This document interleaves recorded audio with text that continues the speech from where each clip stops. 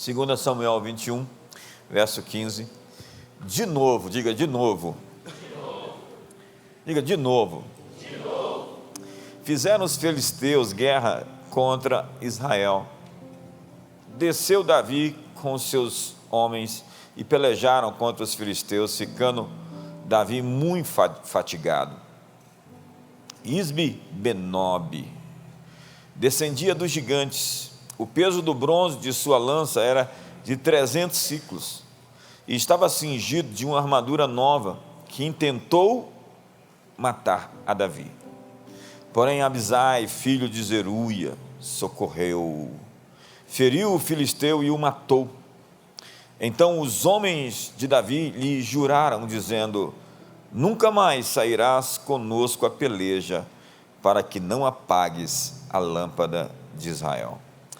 Outra batalha, Davi se cansou muito, de novo os filisteus vieram.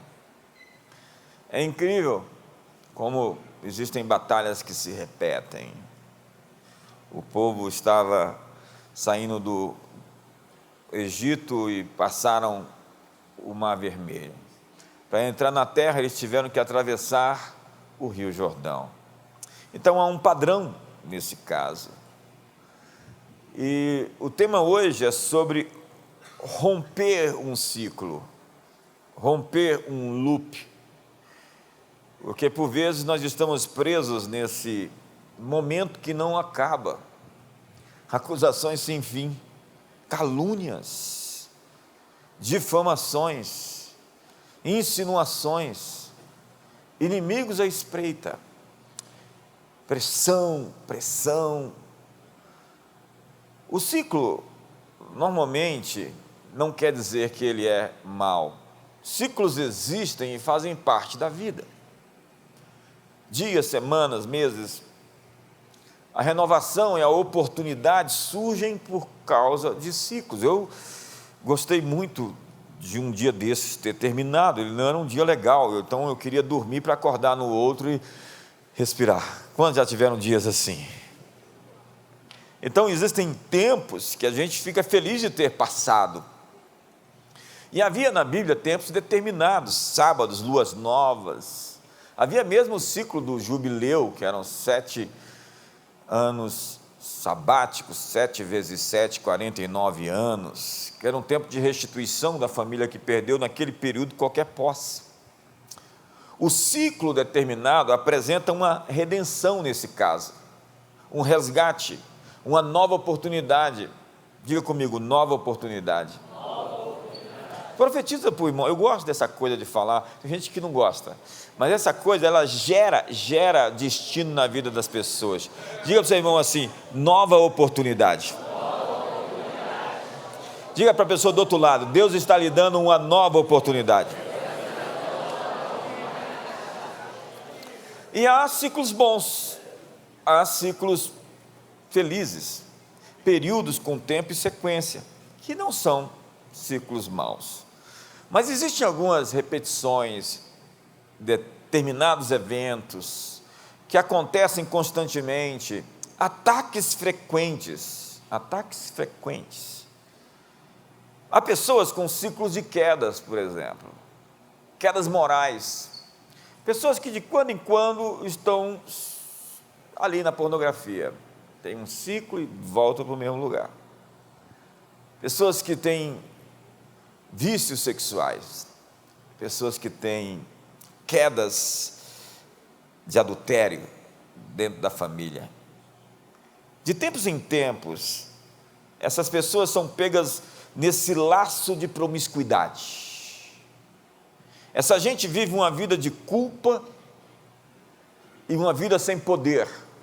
Não dá para você ter poder com as mãos sujas. Não dá para viver uma vida inspirada e confiante quando você sabe que tem esqueletos escondidos no armário.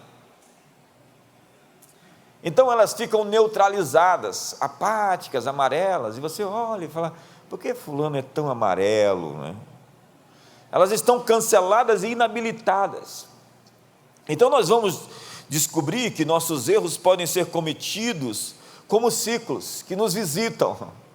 A Bíblia diz que os midianitas visitavam na hora da colheita o povo de Israel e roubavam eles.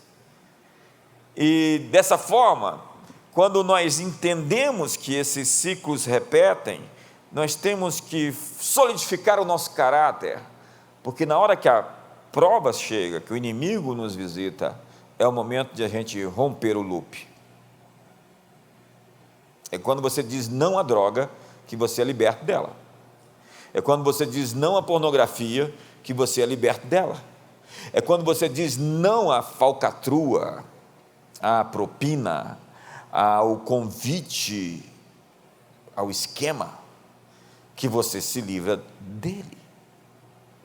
E se nós caímos, mais uma vez, nós vamos voltar para o final da fila. Há ciclos de apostasia, onde o sujeito ou a sujeita se desvia com conversas estranhas. Parece que um negócio se hospeda na pessoa. Você fala assim: o que aconteceu com fulano? Está com um papo tão errado. É aquela conversa, Deus chega para Adão e fala: Adão, com quem você estava conversando, Adão? Você está muito estranho. Diga para o seu irmão: com quem você anda conversando?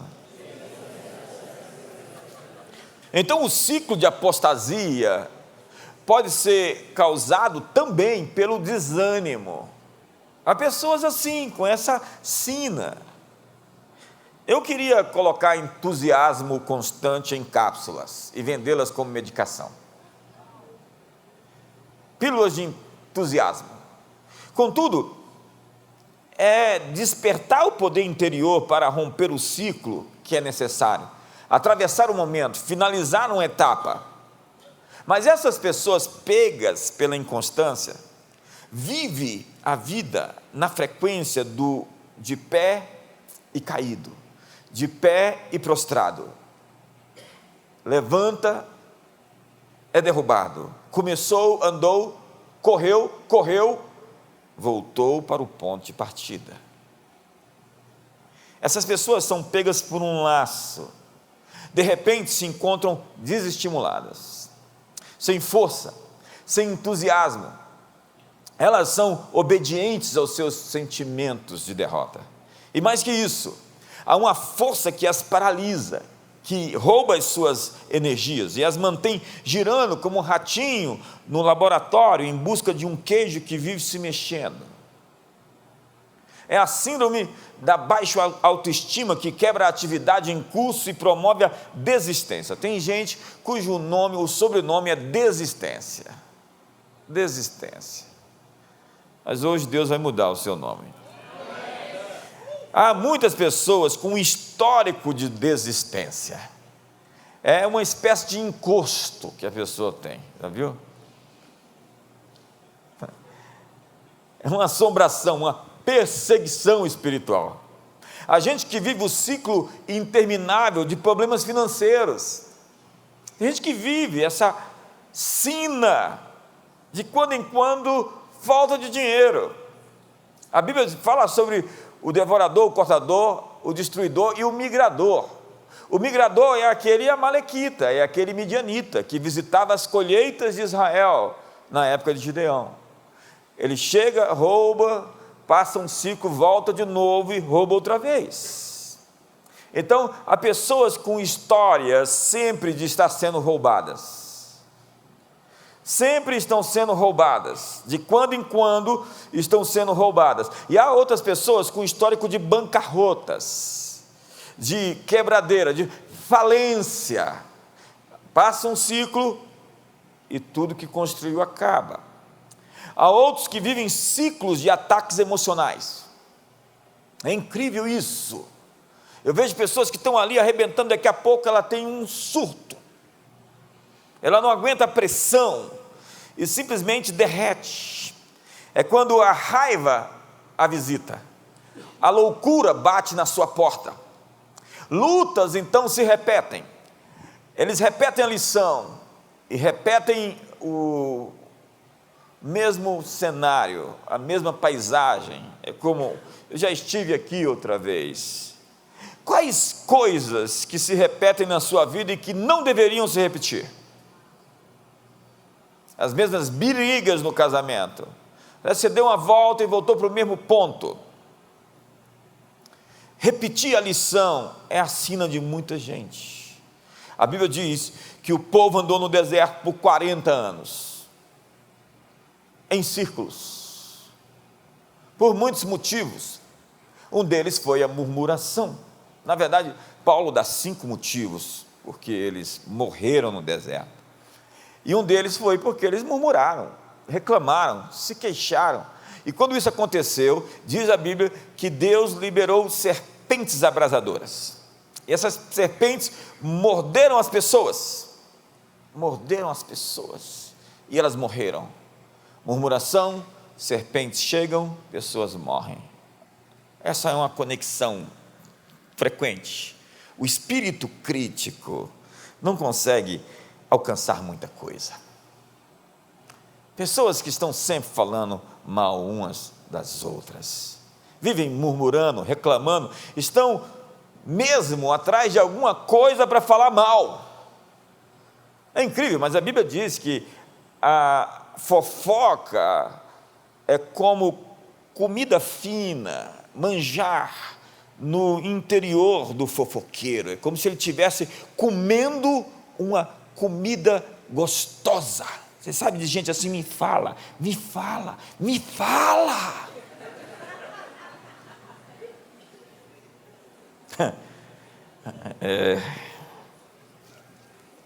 Você já se sentiu assim? Eu já estive nesse lugar. Isso nunca termina. Nada é mais frustrante do que ir a um ponto de avanço e retroceder. Isso é evidência de uma luta espiritual que se repete em ciclos. Sansão é um exemplo. Ele tinha consigo o ciclo da vingança. Por vezes, Sansão vai aparecer naquele episódio em que a sua noiva dá o segredo da sua, na verdade, o enigma do leão que comeu mel para os filisteus. Ele vai ali e, depois de punir os filisteus, ele diz: agora eu me vinguei deles. Depois ele volta e a esposa dele é dada para outro, e queimam a esposa dele. Ele pega as raposas, queima a seara dos filisteus, ele mata muita gente e diz: agora eu me vinguei deles. E agora tem 2 textos para você ver a sina dele. Disse-lhe Sansão: se assim procedeis, não desistirei enquanto não me vingar. Veja como ele vive nessa coisa de se vingar. A vingança é um grito interior. Conhece alguém assim, que está atrás de se vingar? Não sei nem de quem, mas eu estou atrás de fazer. Alguém é responsável pelos problemas que eu tenho.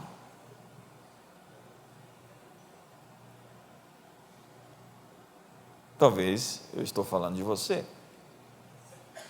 E por fim, diz a Bíblia que Sansão estava preso entre 2 colunas, cego, e ele clama a Deus: lembre-te de mim, dá-me forças, só dessa vez, a última vez, ó Deus, para que eu me vingue dos filisteus, ao menos por um dos meus olhos.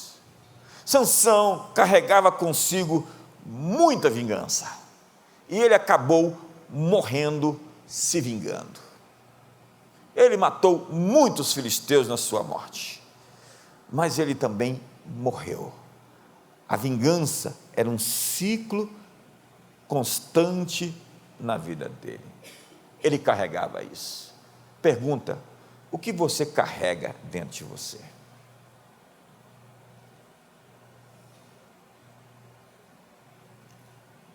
Saul carregava a falsidade, a dissimulação, a hipocrisia. É um sujeito assim, muito dissimulado. E outros, na Bíblia você vai ver que cada um tem a sua história. O ciclo de Davi era o cansaço. Voltemos ao texto. 2 Samuel capítulo 21, verso 15. De novo, diga de novo. De novo. É aquela coisa que fala assim: de novo? De novo? Como assim? Outra vez? Fizeram os filisteus guerra contra Israel. Desceu Davi com os seus homens e pelejaram contra os filisteus, ficando Davi muito cansado. Davi desceu ao lugar da guerra. Parece uma batalha sem fim, uma guerra infinita dos Avengers. E o texto diz, no verso 15, no parte C, que Davi ficou muito cansado. E o ciclo de tentação de Davi é o cansaço. Você sabe por quê que ele caiu lá na cama com Betseba? Porque ele estava cansado no pátio do palácio, olhando para as coisas, e pessoas cansadas são muito vulneráveis. Leia os Salmos, e você vai encontrar, por vezes, um homem com fadiga extrema adrenal, esgotamento nervoso. Leia os Salmos e você vai ver colapso emocional, exaustão. Esses são os esquemas que Satanás usa para nos paralisar. O adultério de Betseba é fruto do seu cansaço. Cansados, nós procuramos satisfação onde não existe. As pessoas que se metem com luxúria, com pornografia, com alcoolismo, elas estão atrás de uma fuga. Elas estão à procura de dopamina, de endorfina, de serotonina. Elas estão realmente muito cansadas e não estão conseguindo produzir, e estão buscando alternativas, paliativos, que vão, na verdade, lhes deixar pior do que estavam. Pesquise a anatomia do fracasso dos grandes homens de Deus, e você vai ver o burnout. O burnout tem fases, né? É quando o cérebro límbico, as amígdalas cerebrais estão superativadas. Então qualquer coisa que você vê é uma ameaça. Tudo é uma ameaça. A porta bateu, é uma ameaça. Você está na rua imaginando que alguma coisa ruim vai acontecer, é uma ameaça. Um telefone toca e você diz, é notícia ruim. Ainda mais se é aquele fulano que só dá notícia ruim. O medo explode o coração. Uma colher cai no chão e os tímpanos estouram. O sistema parasimpático está superativado. E estamos no modo lutar contra o leão que apareceu, correr dele, ou vamos congelar diante dele. Não vamos conseguir fazer nada. É lutar, correr ou paralisar. Há pessoas em modo assim, apatia, cansaço, burnout. Elias teve uma crise dessa. E a gente conhece muita gente famosa que teve, muitos homens de Deus que passaram por isso. Abraham Kuyper teve pelo menos 3 burnouts, e para sair de cada um deles eram 6 meses. No caso de Elias, ele pediu a morte, entrou na caverna, e Deus disse a ele, Elias, come, dorme, come, dorme, come, dorme e volta a trabalhar. Tem coisas que só você estará pronto para fazer se você estiver descansado. Cansado, você é um problema. Você usa a esposa como para-raio. Eu estou falando com você? Aí tem uns rapazinhos de 20 e pouco, eu estou cansado. Eu falei, você não tem o direito de ficar cansado.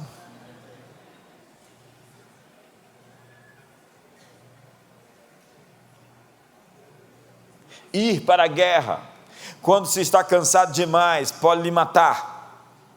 E é isso que quase acontece. Ficando Davi muito cansado, Isbi-Benob, um descendente dos gigantes, com o peso de bronze da sua lança de 300 ciclos, e estava cingido de uma armadura nova, esse tentou matar Davi. Veja que há outros gigantes na vida de Davi. Ele matou Golias, mas aparece outro. Ele desce para a guerra contra os filisteus de novo. E a propósito, não era para ele estar ali. Esse gigante, ele é menor do que Golias. O peso do bronze da sua lança é bem menor do que o de Golias. Mas tem uma coisa, ele é menor, mas é mais rápido. Sua armadura, segundo a Bíblia, é mais nova e é mais leve. O inimigo se reinventou. O inimigo veio com uma nova estratégia. O inimigo estudou você. É isso que os lutadores de jiu-jitsu fazem. É isso que os lutadores de MMA fazem. Eles estudam o jogo do outro. E eles se reinventam para vencer o outro daquela forma. Então o que acontece é que esse gigante é mais perigoso do que Golias, porque Golias era um sujeito pesado e um sujeito muito difícil de se movimentar. Davi era rápido. Malcolm Gladwell escreveu no seu livro, um best-seller do New York Times, que Davi não era o underdog, Davi era o favorito naquilo. Ele entrou como um homem do exército na artilharia, contra um sujeito da infantaria, que de perto iria matar Davi muito fácil, mas Davi, muito esperto, se manteve de longe. O Golias chamava ele para vir, e ele de longe mantinha o ponto até estar pronto para acertar a sua testa, com aquela funda que atingia uma velocidade incrivelmente rápida, que era uma arma letal, uma arma mortal. E há mesmo histórias, os benjamitas eram especialistas em atirar com fundas, de homens que acertavam pássaros a 100 metros de distância com uma funda com uma precisão incrível. Então Davi entrou ali sabendo o que ia fazer, tanto que foi-lhe permitido fazer frente a Golias. Imagine que Israel não ia dar a chance de Davi enfrentar Golias se ele não fosse páreo e não tivesse condições de vencer Golias. Quantos estão comigo? Seu Golias tem um ponto frágil e Deus já te deu as ferramentas para derrubá-lo. Agora um novo gigante aparece e ele veio de novo, e dessa vez Davi estava exposto. Por quê? Porque Davi já não é mais um garotinho ruivo e rápido. Ele veio numa nova versão. É quando o mesmo inimigo aparece para derrotar você. E o que você tem que entender é que para vencer um ciclo, muitas vezes você vai precisar de alguém, de um amigo, de um parceiro, de um companheiro, não é companheiro, é companheiro. E aparece na hora certa Abisai. Porém Abisai, filho de Zeruia, socorreu, feriu o filisteu e o matou.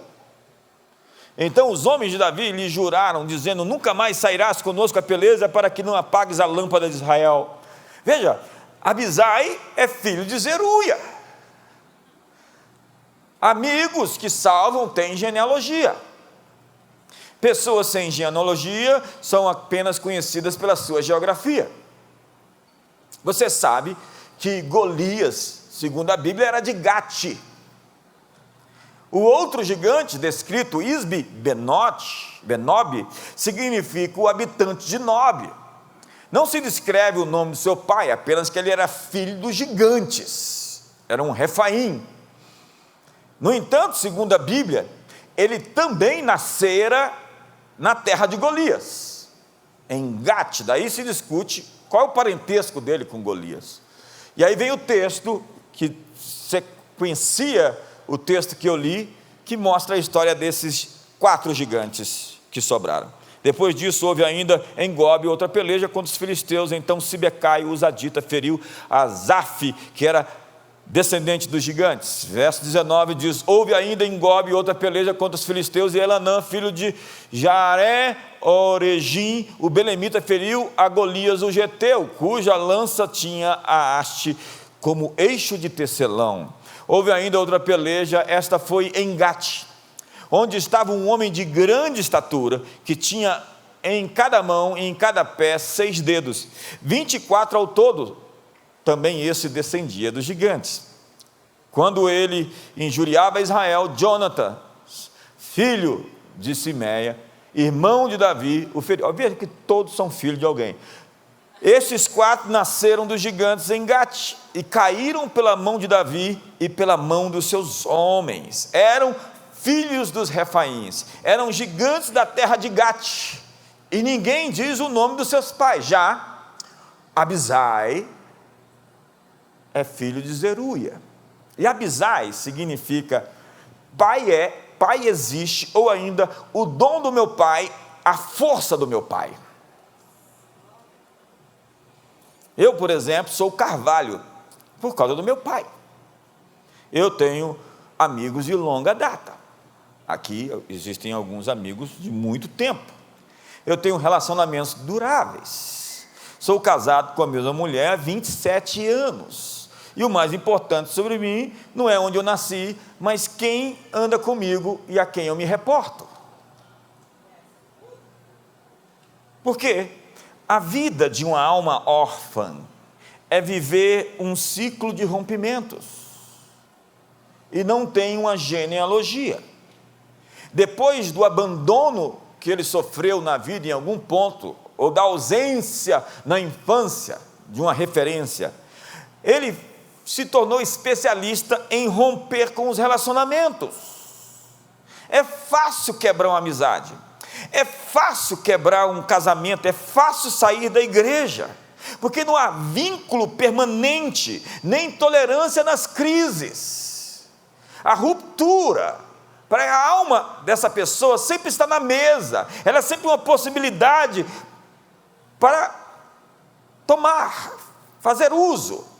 Qualquer problema, as amizades vão terminar, qualquer problema, as igrejas vão ser deixadas, e o divórcio será pedido, e a separação vai acontecer, porque um órfão foi ferido na confiança, ele não consegue se entregar, ele não consegue se abrir de verdade, ele é do tipo obscuro, que anda nas sombras, porque ele tem medo, porque um dia ele se frustrou, ele se decepcionou radicalmente, e ele carrega consigo essa marca. Alguém virou as costas, o rejeitou, alguém o deixou. Então, apesar de ter conquistado muitas coisas, às vezes se tornar uma pessoa de sucesso, essa pessoa está vazia, se sentindo rejeitada, e vive sempre para se vingar da autoridade. Toda agenda neomarxista é a vingança contra Deus, o Pai. É o que eles chamam hoje do patriarcado opressor. Por isso, a contracultura é uma revolta contra a autoridade do pai, do professor, do policial. Todos estão sob júdice.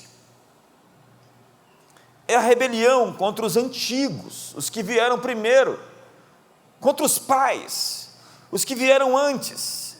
E essa é a grande diferença entre essas duas visões de mundo, conservadorismo e progressismo. O que o progressismo intenta fazer? Tábula rasa, destrói todos os fundamentos, derruba todas as estátuas, reescreve os livros, anula a história dos que vieram antes e vamos começar de novo.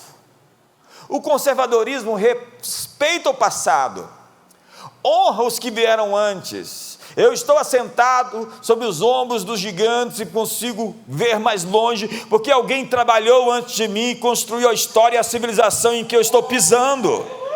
Alguém trabalhou de uma forma que pudesse me dar o conforto que eu tenho hoje. Alguém fez coisas por mim antes de eu nascer. Davi tinha valentes poderosos, e Abisai era chefe de 30 guerreiros. Abisai era distinguido pela sua bravura.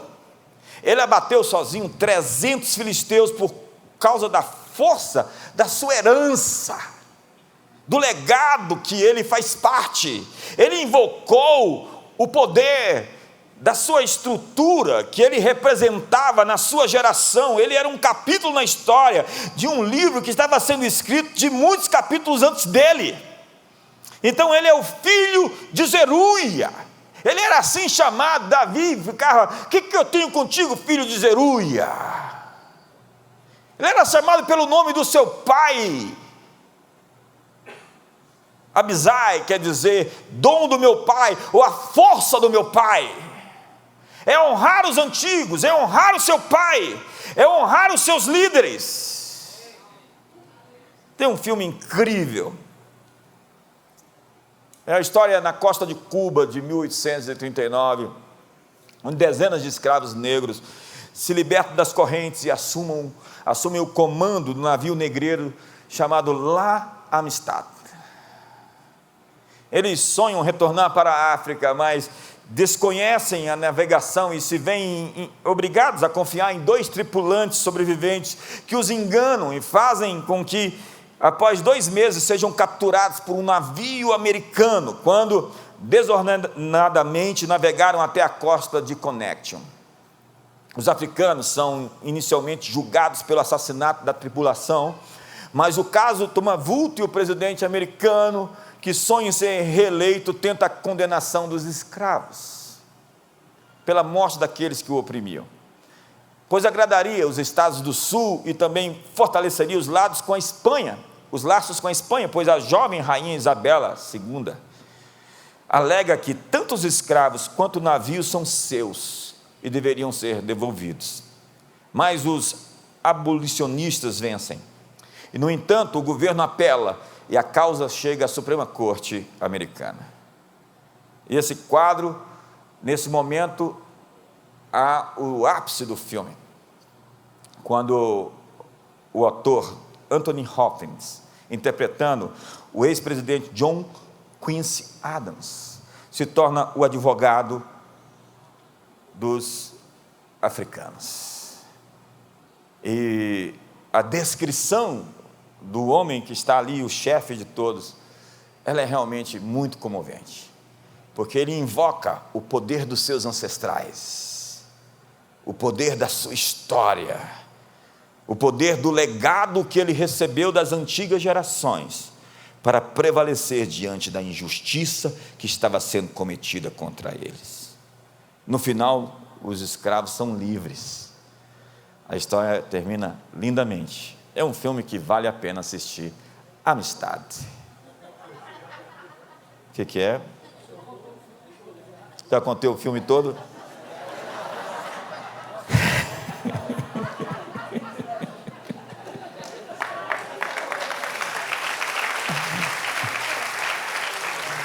Quantos tem aqui ao seu redor a história de muitos amigos, muitos companheiros, muita gente da mesa, muita gente companheira, muita gente que luta junto, muita gente que batalha junto às guerras, muita gente que enfrenta os gigantes, que desce na cova para imobilizar o gigante que vai matar o líder. É incrível esse texto, porque os homens de Davi fazem ele jurar que ele não vai mais sair à peleja, porque dessa forma a lâmpada de Israel se apagaria. Desceu Davi com seus homens e pelejaram contra os filisteus. Davi desceu à guerra. O inimigo queria manter Davi no velho ciclo. Ele já estava em outra fase.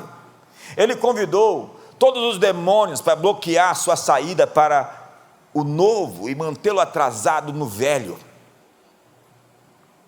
Então, para romper o ciclo, e agora eu vou entrar na fase de aplicação dessa mensagem na sua vida, para romper o ciclo, o loop, para passar de fase, encontrar uma nova estação de bênção, em primeiro lugar, encontre ajuda. Põe a mão no ombro do seu irmão e peça ajuda.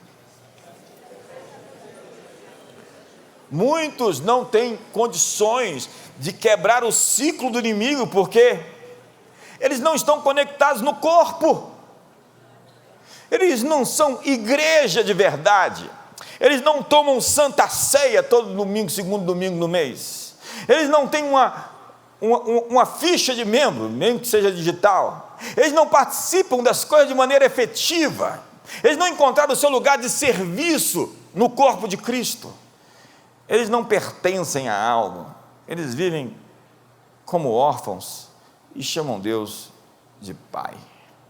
Eles não têm irmãos para suportar, porque a Bíblia é cheia de suportai-vos uns aos outros, amai-vos uns aos outros, perdoai-vos uns aos outros, levai os fardos uns dos outros. Existem 52 expressões no Novo Testamento sobre uns aos outros, e uns aos outros muitas vezes não é agradável. Quantas vezes eu vi pessoas brigarem com o outro dentro da igreja e sair? Eu falo, provavelmente, quando essa pessoa chegar no céu e encontrar essa pessoa, ela vai para o inferno. Ela também não quer estar aqui porque ele está, né?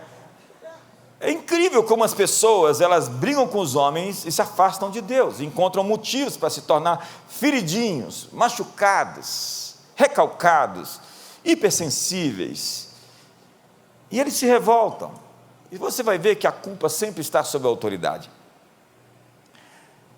As pessoas não têm força para quebrar o ciclo, porque elas ainda não pediram ajuda, e Deus quer enviar pessoas para te ajudar.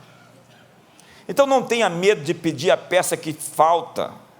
Nós quebramos ciclos com oração de concordância.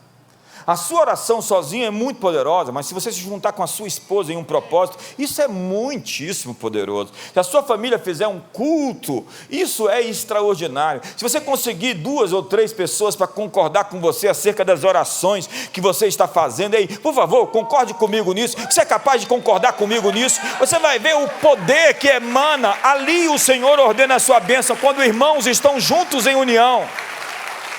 O diabo sabe disso, e a Bíblia diz que eles estavam em Babel, e não havia limites para o que eles podiam fazer, porque eles falavam a mesma linguagem, estavam juntos no mesmo propósito.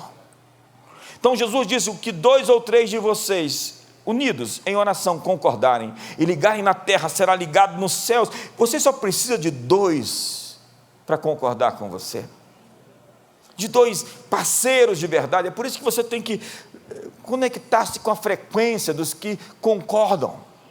Eu sou muito sensível para a discordância. Quando eu estou num ambiente onde existe discordância, eu percebo facilmente, na verdade eu já sinto o arranhão no meu coração. Se eu começar a orar e tiver alguém ali em outra frequência, eu sei que aquela pessoa está em outra frequência, porque a discordância, ela grita, ela salta e ela atrapalha muito. Tanto que alguns milagres Jesus só fez na presença de Pedro, Tiago e João. Jesus não apareceu na transfiguração para todos. Foram 3 discípulos. Ele não ressuscitou a menina, levou todo mundo para dentro. Na verdade, ele expulsou todo mundo da sala. Porque alguns milagres não vão acontecer com a presença de pessoas que estão em discordância. Então Deus está enviando pessoas, você tem um aliado poderoso, o Todo-Poderoso está com você, e se você decidir fazer a coisa certa, você terá apoio e suporte. Então, encontre um amigo, procure ajuda, consiga alguém que concorde com você, que torça com você, e que dê as mãos para você, e se una a você no seu propósito. Essa é a noite de quebrar ciclos. Quantos querem quebrar ciclos aqui hoje? Nós vamos fazer uma rodinha de 2 ou 3 hoje para quebrar ciclos. Quantos estão prontos? Eu não gosto de pegar na mão, não gosto de falar para o outro. Começa a sair e ir embora. Segunda coisa, alinhe seu coração. Se a guerra é constante, você precisa de alinhamento. Existem coisas em você para corrigir.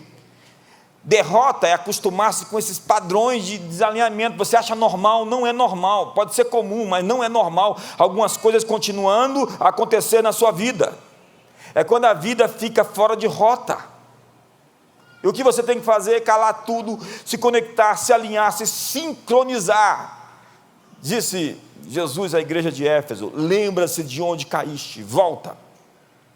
Você tem que calar todas as vozes, fazer a tormenta, esperar a tormenta passar. Então tome tempo para ficar sozinho, sem distração. Porque 90% da sua guerra veio de escolhas que não estavam em consonância com o plano de Deus. E um dia de cada vez, uma escolha de cada vez, uma decisão em um momento, você escolhe o que se alinha com a sua escolha para você. E o resultado é que tudo começa a trabalhar em seu favor.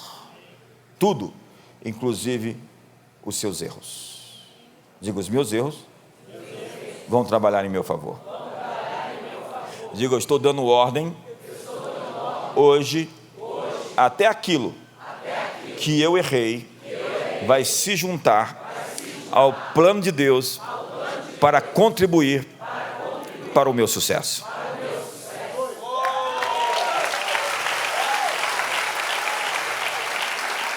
Só uma coisa, por favor, não faça outra vez. Porque é diferente quando você erra e se arrepende, pede perdão, e quando você se intenciona e faz de novo. Deus está te dando outra oportunidade. Ele está abrindo um novo ciclo para a sua vida. Se você crê nessa palavra, fique de pé. Deus tem uma palavra para a sua batalha. Você vai encontrar um rema nas Escrituras para cada batalha da sua vida. E Deus tem poder para resolver tudo para o seu propósito e a sua bênção. Então, se submeta ao processo. Resista ao diabo.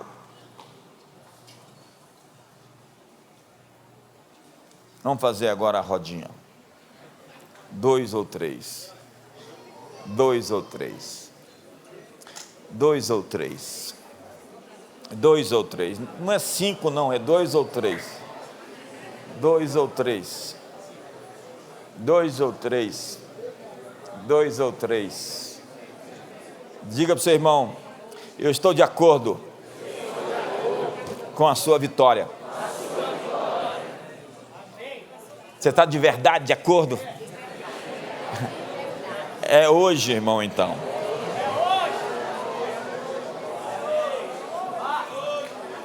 Libere uma palavra sobre ele, de que o ciclo está se rompendo. Diga: uma nova fase está emergindo. Um novo tempo. Ore com ele. Ore com ele. Rompendo o loop. Quebrando o ciclo. Sim, concorde, só concorde. Diga: eu concordo com as suas orações. Eu concordo com o seu clamor. Eu concordo com as suas vitórias.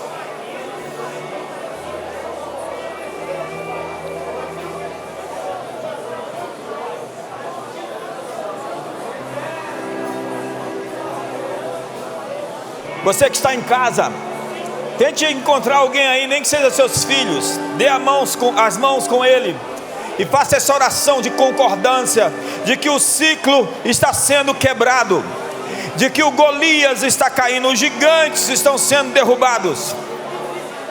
Em nome de Jesus, nós declaramos hoje a quebra do ciclo, o ciclo da dívida, o ciclo da falta financeira, o ciclo da doença, o ciclo da rebelião e apostasia dos filhos, o ciclo da perseguição que nós estamos sofrendo na comunidade das nações há tanto tempo. Nós declaramos a quebra do ciclo, a quebra do ciclo da perseguição, a quebra do ciclo da perseguição, a quebra do ciclo da perseguição de homens maus, caluniadores, difamadores e mentirosos, de pessoas desonestas. Nós declaramos o fim do ciclo.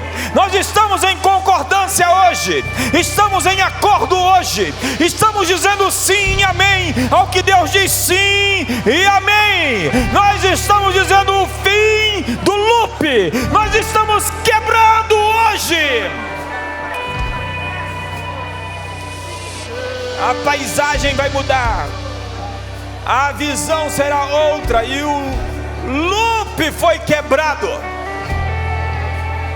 Nós estamos livres, estamos livres, livres, livres, livres, livres, livres.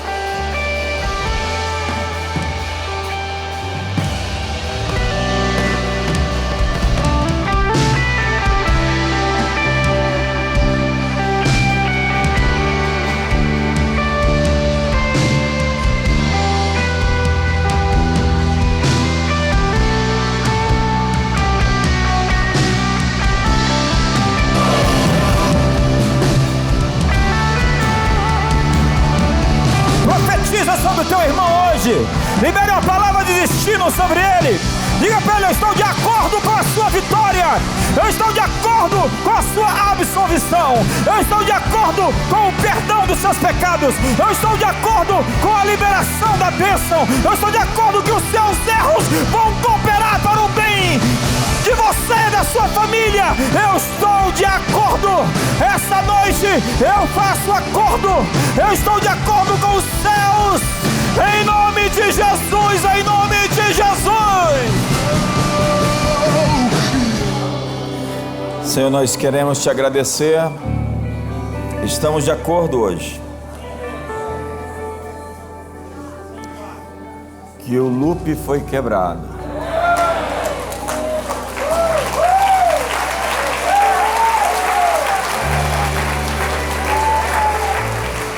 Estamos numa estação de bênção, de descanso, de refrigério, onde o Senhor nos guarda, nos protege e nos livra, onde o Senhor está quebrando os decretos contra nós, as sentenças contra nós, os juízos contra nós. Somos teus filhos. Levanta os abisais, levanta os guerreiros. E hoje, Senhor, entra em casas, em finanças. Lida, Senhor, com a perseguição que sofremos há tanto tempo, de acusadores mentirosos, blasfemadores. Paulo entregou Himeneu e Alexandre na mão de Satanás, para que não mais blasfemassem. E hoje nós estamos aqui para dizer ao Senhor: somos teus filhos, e o Senhor cuida de nós, e nós confiamos que o Senhor que começou a boa obra vai completá-la. Guarda os teus filhos, e nessa noite dá-lhes visões, sonhos, visitação, e que nesse mês o Senhor mostre a tua poderosa mão, sob a qual nós estamos prostrados. Estamos crendo em coisas melhores, em coisas maiores. Chamamos o Senhor de Pai e esperamos como filhos o teu cuidado e proteção. Senhor, confiamos em Ti, esperamos em Ti. Não será confundido nem envergonhado todo aquele que em Ti confia. Eu quebro o espírito de confusão sobre os teus filhos hoje, que eles tenham clareza para tomar decisões, para seguir em frente e para romper os ciclos e entrar na sua herança, no seu legado. Pai, hoje nós celebramos a vitória, porque graças a Deus que em Cristo sempre nos conduz em triunfo. Que o amor de Deus, a graça de Jesus e a comunhão do Espírito Santo seja sobre todos. Uma ótima noite.